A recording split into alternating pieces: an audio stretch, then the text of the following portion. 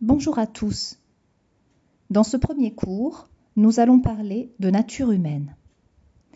Et je voulais d'ores et déjà vous remercier pour les questions que vous m'avez laissées en commentaire de la vidéo précédente qui m'ont permis de préparer ce cours et auquel, je l'espère, je vais pouvoir répondre dans cette vidéo. Alors tout d'abord, qu'est-ce que la nature humaine ? Vous m'avez demandé, qu'est-ce que la nature humaine ? Eh bien, je dirais simplement qu'il s'agit de l'ensemble des caractéristiques qui vont définir notre espèce, qui vont définir Homo sapiens. Et à la question de savoir s'il existe une ou plusieurs natures humaines, j'ai l'impression que cette question fait référence un peu à une autre question qui est celle de savoir si l'homme est bon ou mauvais par nature. Est-ce qu'il est bon ou mauvais par nature ? Est-ce qu'il peut éventuellement être les deux ? Et comment est-ce qu'on peut le savoir ? C'est l'affrontement des idées entre le célèbre philosophe anglais du XVIIe siècle, Thomas Hobbes, qui pensait que l'homme est un loup pour l'homme, que par nature, l'homme est égoïste, mu par son propre intérêt individuel, qu'il est violent et agressif, et que cela fait partie intrinsèquement de la nature humaine à l'état sauvage. Et Hobbes disait que c'est pour ça qu'il nous faut un État fort, qu'il nous faut une justice, qu'il nous faut des lois pour forcer les hommes à cohabiter les uns avec les autres, à pouvoir vivre ensemble. Parce que sinon, en l'absence de ces lois, en l'absence de ce gouvernement, eh bien tout simplement, les hommes s'entretueraient et ce serait la guerre de tous contre tous.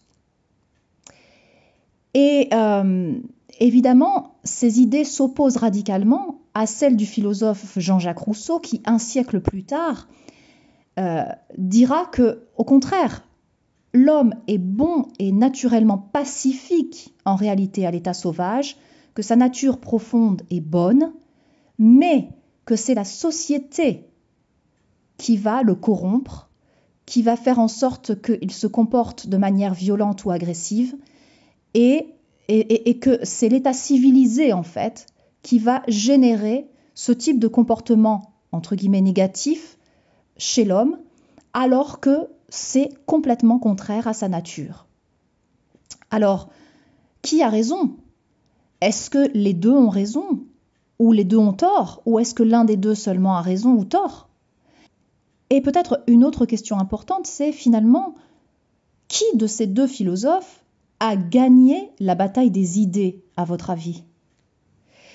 Eh bien, en fait, il suffit de regarder notre culture occidentale moderne, le bain culturel dans lequel nous baignons, et nous nous apercevons clairement que c'est Thomas Hobbes qui a gagné la bataille des idées. Parce que dans notre culture occidentale moderne, la nature humaine est évoquée à chaque fois qu'il est question de comportements négatifs. Par exemple, pour définir le comportement d'un homme d'affaires véreux, d'un politicien corrompu, d'un homme qui recherche de manière effrénée le pouvoir, d'un homme qui manipule, qui fait preuve de cupidité, d'égoïsme. Lorsque nous observons ce type de comportement, souvent, nous dirons « Eh bien, c'est comme ça, c'est la nature humaine. Que veux-tu ? Que pouvons-nous y faire ?» Tout ceci est en réalité considéré comme normal parce que naturel. En fait, notre culture moderne soutient l'idée que ces comportements sont hérités de notre nature animale. C'est l'héritage de nos pulsions primitives, sauvages, et que nous n'avons pas le choix. Nous nous comportons de cette manière, ou nous avons en tout cas tendance à nous comporter de cette manière, parce que c'est l'héritage de notre animalité et de la nature elle-même. La nature elle-même fonctionne comme cela. En effet, ne dit-on pas que la nature est hostile et cruelle ? Ne parle-t-on pas de loi de la jungle ? Eh bien, voici le type d'idée que va véhiculer notre culture occidentale moderne. Pour autant, est-ce la réalité.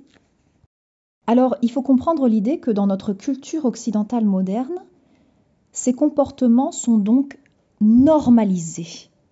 Ils sont normalisés parce qu'ils sont hérités de la nature elle-même et qu'ils font donc partie intrinsèquement de la nature humaine. Alors attention, quand je dis qu'ils sont normalisés, ça ne veut pas dire qu'il n'y a pas des lois qui vont permettre d'éviter certains débordements, évidemment. Mais ça n'empêche que l'on va considérer ces comportements un peu comme un espèce d'horizon indépassable.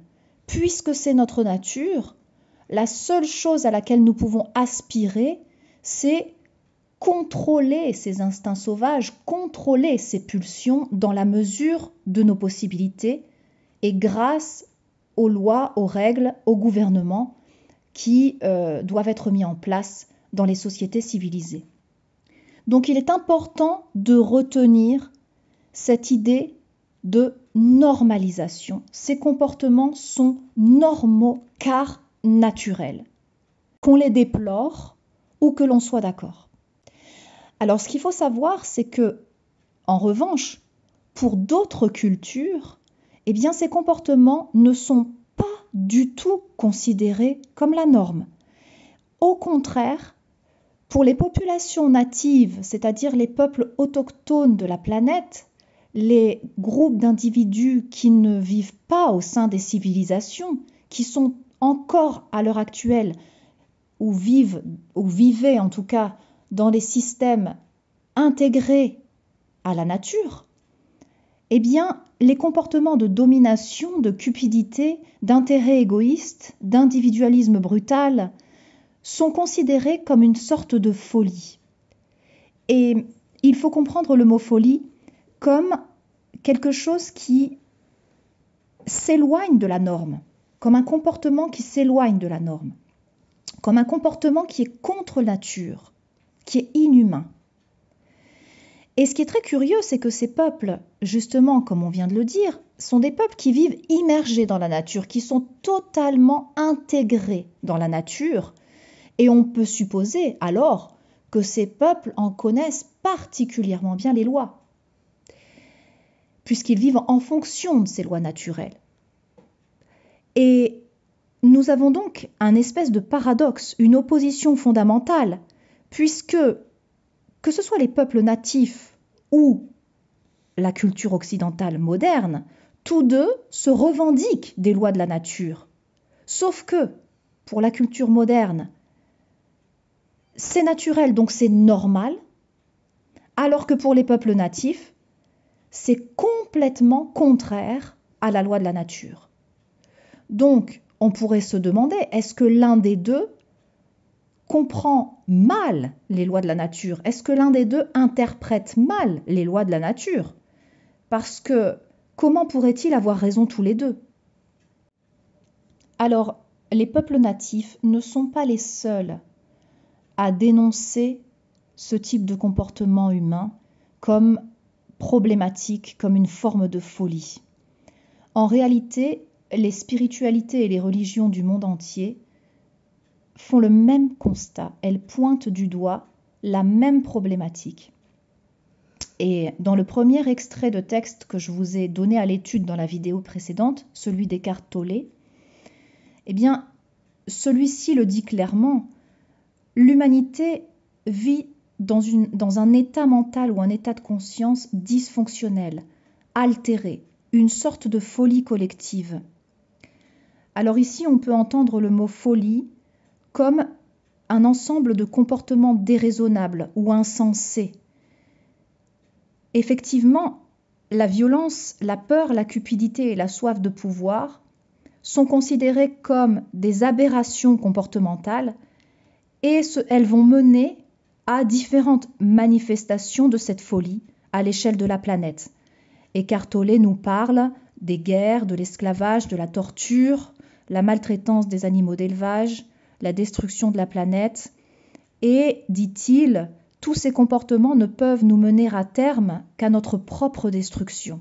Donc l'humanité vit dans un état altéré de sa nature, un état qui n'est pas conforme à sa nature. Et Pourquoi? Eh bien, Eckhart Tolle nous dit qu'il y a un dysfonctionnement au niveau de l'état de conscience de l'humanité, ce qui nous amène en fait à mal interpréter la réalité. Il y a une erreur de jugement ou une erreur d'interprétation de la réalité. Et il nous dit textuellement que nous interprétons mal chaque situation, ce qui nous amène à agir de manière mal avisée. Alors, admettons que cela soit vrai. Admettons que l'humanité civilisée vive dans un état contraire à sa nature, qu'elle se comporte de manière dysfonctionnelle, inhumaine, antinaturelle. À ce moment-là, il va falloir expliquer pourquoi. Pourquoi vivons-nous dans un état altéré de conscience? À partir de quand dans notre histoire? Que s'est-il passé pour expliquer que nous en soyons venus à nous comporter de cette manière, quand l'état naturel des choses à l'état sauvage serait de se comporter de manière pacifique, de manière à coopérer les uns avec les autres, de manière à respecter l'intérêt collectif. Qu'est-ce qui s'est passé pour expliquer un tel changement, si tel est le cas? Eh bien, voilà les questions que je me suis posées personnellement. Et si vous avez lu ou si vous avez écouté l'audio de mon prologue, la toute première vidéo que j'ai postée sur cette chaîne, vous avez compris que ce sont des questions que je me suis posées depuis très longtemps, puisqu'elles m'ont taraudée depuis l'adolescence. Et la solution que j'ai trouvée pour répondre à ces questions, c'est la science. Je me suis demandé ce que dit la science, parce qu'en réalité, tout cela sont des croyances, que ce soit la vision moderne occidentale, que ce soit la vision des peuples natifs, que ce soit la vision des spiritualités, ce sont des ensembles de systèmes de croyances qui vont nous donner une interprétation de la réalité.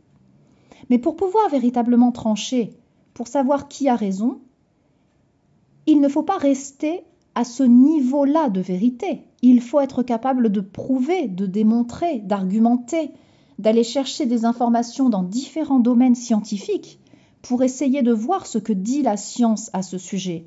Et à l'heure actuelle, nous disposons d'une quantité phénoménale d'informations scientifiques que nous pouvons mettre en commun dans différentes disciplines, que nous pouvons recouper.